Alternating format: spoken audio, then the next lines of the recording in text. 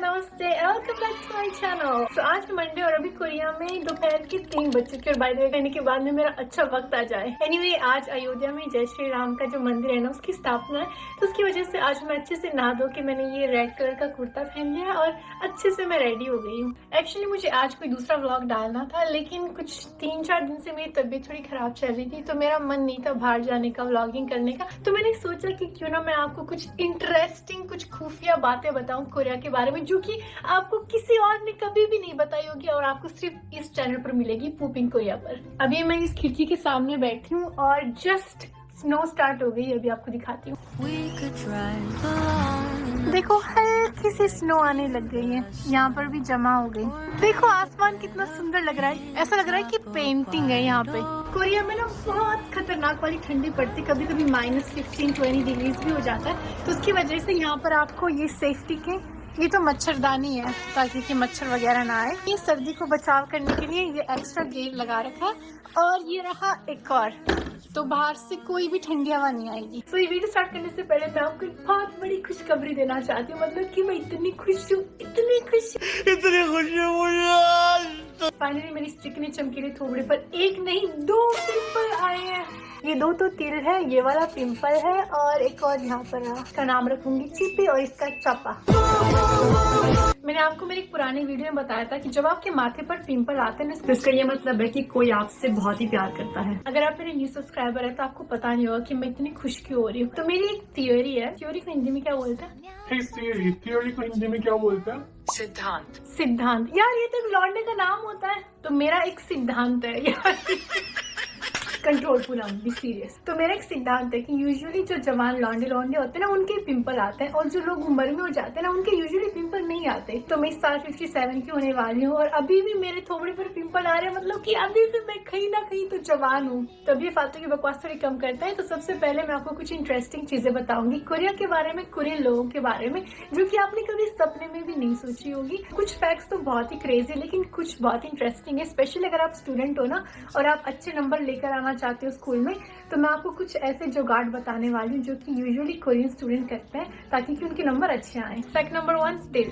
तो कोरियन लोग ये मानते हैं कि जब आपके चेहरे के ऊपर तिल होते हैं ना, तो उनको सुंदर माना जाता है, लेकिन हर तिल अलग अलग पोजीशन का अलग अलग मीनिंग होता है। बहुत सारे लोग जानबूझकर अपने फेस पर जो तिल होते हैं ना, वो टैटू करवाते हैं। तो अगर आपके नाक पर तिल है ना, तो इसका ये मतलब है कि आप बहुत ही पॉपुलर हो और सब लोग आपको पसंद करते हैं, आपके साथ फ्रेंडशिप करना चाहते हैं। अगर आपके गाल पर तिल है ना, जैसे कि मेरे यहाँ पर 1 और 2 है ना, इसका ये मतलब है कि आप बहुत ही पैशनेट है, बहुत ही स्ट्रांग है, बहुत ही ब्रेव है। अगर आपके मुंह के पास में कोई तिल है ना, इसका ये मतलब है कि आपकी आवाज बहुत सुंदर है और आप बहुत ही अच्छी बातें करते हैं। और अगर आपकी राइट आंख के नीचे तिल है ना, तो इसका ये मतलब है कि आप बहुत ही अमीर होने वाले हो, बहुत सारे पैसे, लाखों करोड़ रुपए कमाने वाले हो। और ये इसलिए मानते हैं क्योंकि ये जो आदमी है ना, इसने फर्स्ट लॉटरी जीती है और इसके आंख के नीचे तिल है, और वो हर 2-3 महीने से लॉटरी खेलता रहता है और उसका हमेशा या तो 2nd पोजीशन आता है या 3rd पोजीशन आता है। लेकिन अगर आपका तिल आपकी लेफ्ट आई के नीचे ना, इसका ये मतलब है कि आपकी लाइफ बहुत सिंपल होगी, मतलब कि ज्यादा कुछ पैसे नहीं होंगे, लेकिन सिंपल हैप्पी लाइफ होगी। तो गाइज, मैं चाहती हूँ कि आप अच्छे से अपना थोबड़ा आईने में देखिए और प्लीज मुझे कमेंट में बताना कि आपके चेहरे पर कहाँ पर तिल है।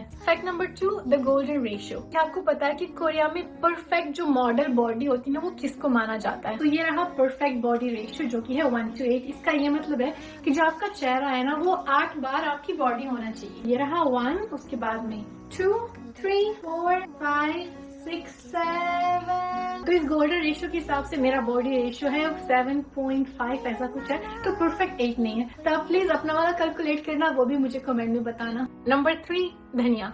अभी आप सोच रहे कि दीदी आप धनिया की बात क्यों कर रहे हैं? तो मैंने एक पुराने वीडियो में आपको बताया था कि जो कोरियन लोग हैं ना, उनकी जो जेनेटिक्स है ना, वो हमारे से बहुत अलग है। फॉर एग्जाम्पल, जो 98% कोरियंस होते हैं ना, उनमें कोई बॉडी ऑर्डर नहीं होता। इसका ये मतलब है कि वो कितनी भी कसरत करें, उनका कितना भी पसीना आए ना, उनके अंदर से कभी भी बदबू नहीं आएगी, क्योंकि उनके डीएनए के अंदर एक ऐसा जीन है जिसके अंदर जो बॉडी के अंदर जो बदबू, जो ऑर्डर होता है ना बॉडी का, वो नहीं दिलाता। लेकिन अभी बदबू पसीना की बात नहीं कर रहे, हम धनिया की बात कर रहे हैं। सो कोरियन लोगों की डीएनए के अंदर एक ऐसा जीन है जो कि जब भी वो धनिया खाता है ना, तो धनिया का टेस्ट उनको साबुन की टेस्ट के जैसा लगता है। तो हाँ, आपको कोई कोरियन नहीं मिलेगा जिसको धनिया पसंद है, क्योंकि आपको भी जब धनिया खाते हो उसके अंदर से साबुन का टेस्ट आता है। तो इसका ये मतलब है कि शायद आप कोरियन लोगों से रिलेटेड हो। Interesting fact number 4, alphabet. Korean alphabet को बोलते हैं हंगल और वो बहुत ही इजी है, मतलब कि आप लिटरली 20 मिनट में कोरियन अल्फाबेट सीख सकते हो। लेकिन अगर आपका नाम लेटर एफ या वी या फिर जी से स्टार्ट होता है ना, तो मेरे पास आपके लिए बैड न्यूज है।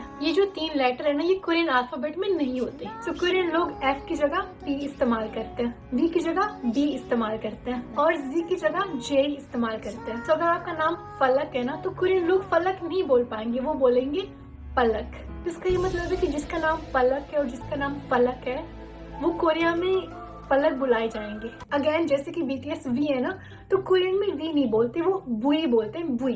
तो जल्दी से बोलोगे ना तो वो वी साउंड करता है, जैसे बुई बुई बुई बुई बुई। अगर आपका नाम वानी है या फिर विराट है ना, तो कोरियन लोग बोलेंगे बानी विराट। तो जिसका भी नाम इन लेटर से स्टार्ट होता है ना, तो I am really sorry guys. Number 5, student superstition. तभी मैं आपको कुछ ऐसी चीजें बताने वाली हूँ जो कि कोरियन स्टूडेंट बहुत ही मानते हैं और फॉलो करते हैं। सो कोरियन स्टूडेंट ये मानते हैं कि जिस दिन आपका एग्जाम होता है ना, उस दिन आपको बाल साफ नहीं करने चाहिए। वो इसलिए ऐसा मानते हैं क्योंकि एग्जाम से पहले वो पूरी रात रट्टा मारते, पढ़ाई करते, सब मेमोराइज करते हैं, तो सब कुछ अपने माथे में फिट हो जाता है। तो अगर आप सुबह नहाकर बाल साफ करके जाओगे ना, तो जो भी आपने मेमोराइज कराया ना, वो पानी के साथ निकल जाएगा। तो इसीलिए गाइस, जब भी आपका कोई एग्जाम हो या कोई टेस्ट हो ना, तो प्लीज अपने बाल साफ करके मत जाना। एक और इंटरेस्टिंग और क्यूट स्टूडेंट फैक्ट वो है डोंट शेक योर लेग्स। तो कोरिया में ऐसा मानते हैं कि जो भी सोना चांदी होता है, जो भी आपके पैसे होते हैं, वेल्थ होती है ना, वो आपके पैरों के तले होती है। तो जब भी आप बैठे हो, स्टडी कर रहे हो, पढ़ाई कर रहे हो या फिर कुछ इंपॉर्टेंट काम कर रहे हो ना, तो प्लीज आप अपने पैरों को ऐसे हिलाना मत। तो अगर आप अपने पैरों को शेक करोगे या हिलाओगे ना, तो जो भी आपके पैरों के तले सोना चांदी दौलत शौहरत है ना, उसको आप लात मार रहे हो, उसको दूर कर रहे हो। तो गाइस, ये थे आज के 5 इंटरेस्टिंग फैक्ट। अब प्लीज मुझे कमेंट में बताना कि आपको इनमें से कौन सा सबसे ज्यादा इंटरेस्टिंग लगा, और क्या आप ऐसा पार्ट 2 भी देखना चाहते हो जहाँ पर मैं आपको और भी अलग अलग जोगाड़ बताती हूँ कोरियन लोगों के बारे में, कोरियन कल्चर के बारे में, तो वो भी मुझे बताना। कुछ टाइम पहले मैं सोल में गई थी और वहाँ पर मुझे ये वाला मिस्ट्री बॉक्स मिला था। तो वहाँ पर अलग अलग मिस्ट्री बॉक्स है। यूजुअली एक मिस्ट्री बॉक्स के अंदर आता है कम से कम 20,000 रुपए का सामान, लेकिन आपकी पूरी थी फाइनली, पता नहीं कैसे मैं लकी हो गई। इस बार मेरे कोई स्ट्रगल नहीं थे और मैंने सबसे बेस्ट मिस्ट्री बॉक्स लिया था, जिसके अंदर आई थिंक इसके अंदर होगा लगभग 70,000 रुपए का सामान। देखो कितना सारा माल रहा। तो सबसे पहले महंगी चीज से स्टार्ट करते हैं, जो कि है ये वाली गाइस एक बहुत ही मस्त वाली मशीन है, लगभग 25,000 26,000 की होगी। और मैंने बहुत सारी चीजें अनबॉक्सिंग करी थी, जहाँ पर मुझे ये व्हाइट कलर की भूतनी टाइप की फाउंडेशन भी मिली, और ये फाउंडेशन 5,000 रुपए की है। तो मैं इसको यूज भी नहीं कर सकती, तो क्या फायदा गाइस। मुझे लगा आप मेरी बक सुनते सुनते बोर हो जाओगे, तो इसीलिए मैंने अनबॉक्सिंग वाला पार्ट डिलीट कर दिया। कोरिया में ऐसी कलर की फाउंडेशन मिलेगी, हल्की सी डार्क मिलेगी, लेकिन बहुत ही मुश्किल से आपको डार्कर स्किन टोन के लिए फाउंडेशन मिलेगी। So guys, thank you so much for watching. I love you so much. Please अपना ध्यान रखना, खुश रहना, हैप्पी रहना, एंड आई लव यू।